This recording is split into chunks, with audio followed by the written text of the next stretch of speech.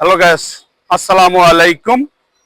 প্রথমে বাংলাদেশের সূর্য সন্তান, যে সন্তানেরা এই দেশের বাঁচার জন্য শহীদ হয়েছে তাদের প্রতি আমার শ্রদ্ধাঞ্জলি।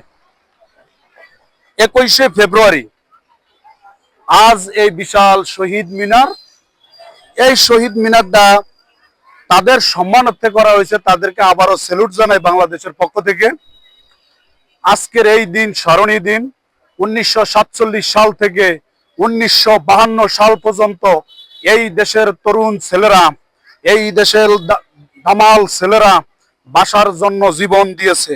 বাঁচার জীবন দিয়ে আজকে তারা এই দেশটাকে উজ্জ্বলময় ভাষায় পরিণত করেছে। সেটাকে আমরা ইংলিশে বলতে পারি ইন্টারন্যাশনাল মাদার ল্যাঙ্গুয়েজ ডে, আন্তর্জাতিক মাতৃভাষা দিবস। আজকে এই দিনে স্মরণ করা হয় 1952 সালের বাংলা 13/58 8ই ফাল্গুন বৃহস্পতিবার ঢাকা বাংলার দামাল ছেলেরা যখন বাধা দিয়েছিল এই দেশকে বাংলা ভাষা করতে হবে, কিন্তু পাকিস্তান হানাদার বাহিনী পূর্ব তৎকালীন পাকিস্তান হিসাবে গণনা করেছে যে তারা এই ভাষা নির্মিত করবে।